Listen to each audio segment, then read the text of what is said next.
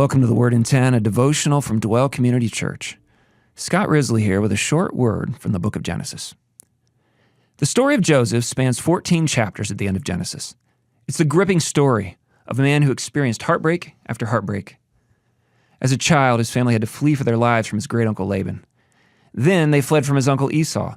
Then they fled for their lives from Canaanites after his brothers started a blood feud, only to watch his mother die in childbirth by the side of the road.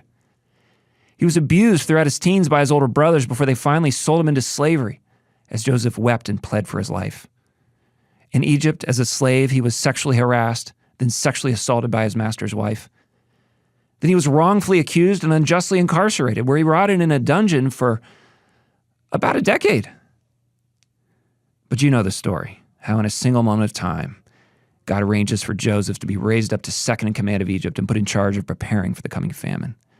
One day, Joseph woke as a prisoner in the dungeon and went to bed as the second highest man in the world. And now that Joseph has power, what does he do about his family, who abused him and victimized him and did everything they could to take from him? Does he go back and punish his brothers? Nope. Does he send a messenger back to them to gloat and say, "Look at me now, baby"? Nope. Does he at least send a messenger back to his poor grieving father to let him know he's okay? Nope. You know, when you're the second most powerful man in the world, you could do those sorts of things. It wasn't that far of a journey back to the land of Canaan. What does Joseph do with this tremendous pain from his past?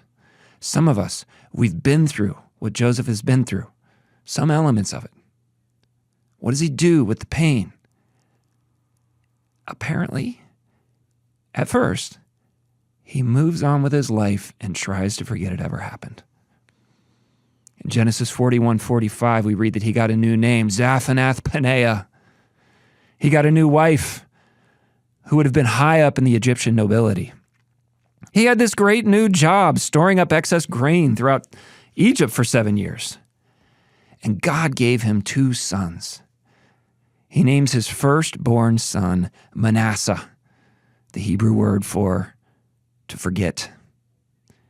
In Genesis 41:51, he says, "It's because God has made me forget all my trouble and all my father's household."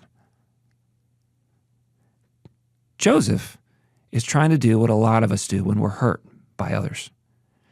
He's trying to deal with something horrible from his past by forgetting it ever happened. He says, "I am Zaphanath-Paneah, my wife is Asenath. I am busy with my great career, second in command in all of Egypt, and my firstborn is named Forget You All." And maybe you're doing that too, trying to tell yourself, "I've risen above it all. I've forgotten them all behind." Maybe you're even a Christian now and you're like, "God has made me a new creation and God has given me this great life and has made me forget all those people who hurt me. What happened was tragic, but God has swooped in and made me fruitful." But is it true that Joseph has really forgotten? Or is he just trying to tell himself that? Is it possible he thinks about those people that hurt him all the time? How ironic that he names his son Forget You. Because every time he calls his son, he'll be reminded of the very people he's trying to forget. Manasseh, it's a Hebrew name. Every name in his life is Egyptian, except his son, the Hebrew word for forget. Joseph keeps insisting he's past it. And the more he insists that he is, the more he shows he is not past his past. By the end of this story, Joseph will learn a different way of dealing with the horrible events from his past. God will show him that forgetting isn't enough. God wants to teach him to forgive like God forgives, and even to love his enemies. And perhaps God needs to teach us that lesson too. We can't just forget about it. We need to forgive even our enemies. Jesus says, "Love your enemies. Pray for those who persecute you." I think we get confused about forgiveness. Forgiveness is not just trying to forget what happened, like Joseph tried to do at first. It's not minimizing the offense. Well, they did their best. Could have been worse. It's not minimizing the person either. Tim Keller, in his excellent book on forgiveness, gives a history of views on forgiveness. He says the ancient Greek philosophers like Aristotle taught that when someone wrongs you, you respond, quote, not with forgiveness, but instead with contempt. Look down on them until what they have done becomes inconsequential to you. That's not what God tells us to do. Forgiveness, it's not being a doormat and letting them walk all over you, and it doesn't necessarily mean trusting the person either. Trust may need to be earned, especially in cases of severe harm. No, forgiveness starts with us receiving the forgiveness of God.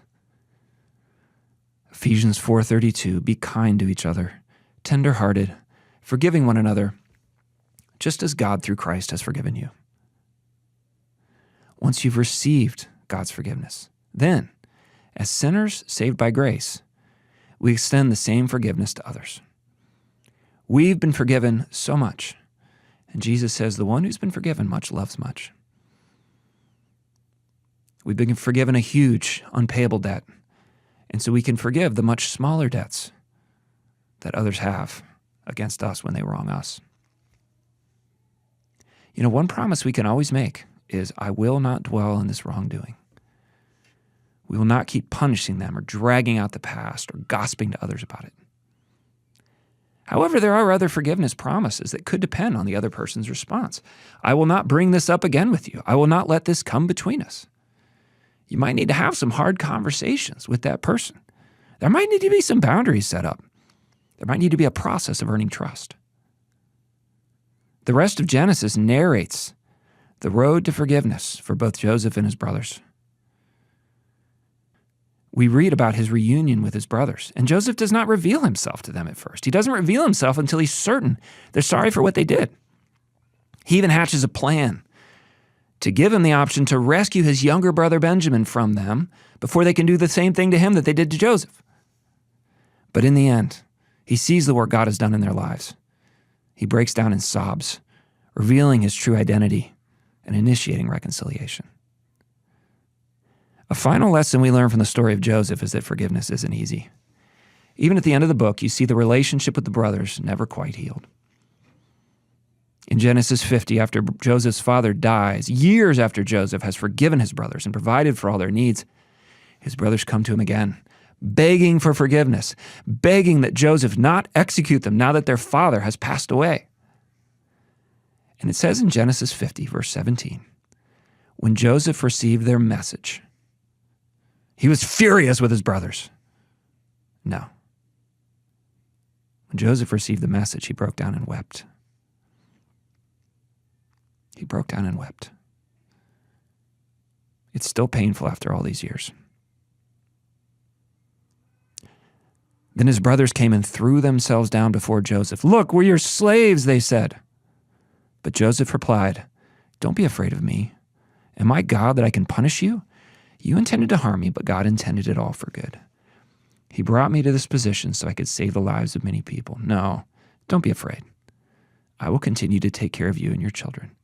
So he reassured them by speaking kindly to them. We see so many elements of forgiveness here. Joseph is emotionally vulnerable with them. He's not blocking them out. He's let them back in. Joseph points out God's sovereignty in the entire situation. He says, I'm not God. He's humble. And he can see how God let it happen, that God has used it for good. Joseph promises to continue to take care of their physical needs, and he reassures them by speaking kindly to them. This is not a cold, harsh forgiveness, but it's empathetic, it's kind, it's humble, tender and kind-hearted, like Paul says in Ephesians 4. Lord, I pray for these listeners whom you love so much. I pray especially for those of us struggling with bitterness. I pray we would not try to simply move on, to minimize genuine wrongdoing, to dehumanize the person who hurt us. I pray we would experience and learn to rely on your infinite forgiveness, and that would empower us to forgive and love those who have hurt us.